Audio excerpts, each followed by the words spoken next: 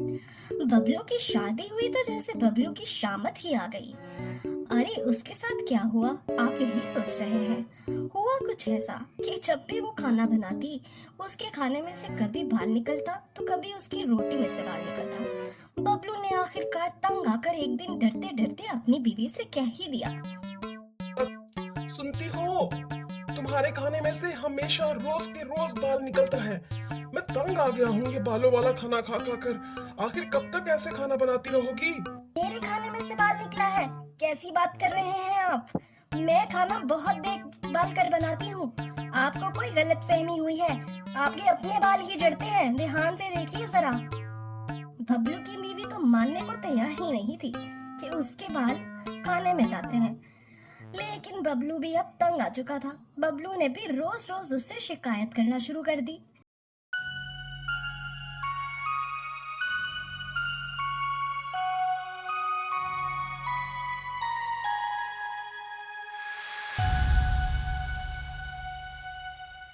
आज फिर रोटी में से बाल निकला है।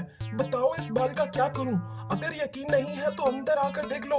इसके अंदर से इतना बड़ा बाल निकला है। मुझे अंदर आकर देखने की कोई जरूरत नहीं है। मैं जानती हूँ कि ये आपका ही बाल है। आप ही जब मैं आटा गूंद रही थी पास पास घूम रहे थे। मेरे बाल नहीं है ये, आपकी गलती है सारी। ब्लू बेचारा भी करता तो क्या करता, शिकायत ही कर सकता था, इससे ज्यादा तो कुछ नहीं। क्योंकि आखिर वो उसकी बीवी थी और बीवी सब पे भारी होती है। अब बबलू ने एक स्कीम सोची कि वो ऐसा क्या करे कि अब उसकी बीवी उस पर इल्जाम ना लगा सके।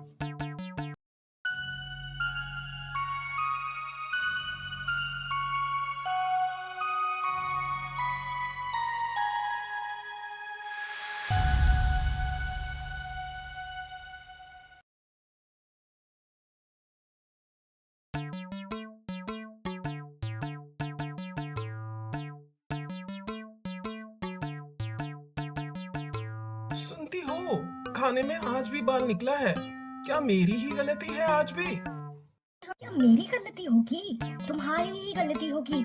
तुम्हारे ही बाल गिरे होंगे, ध्यान से देखो। लेकिन मैंने तो अपने बाल सारे के सारे कटवा दिए हैं और अपने बालों पर एक कपड़ा भी बांध रखा है।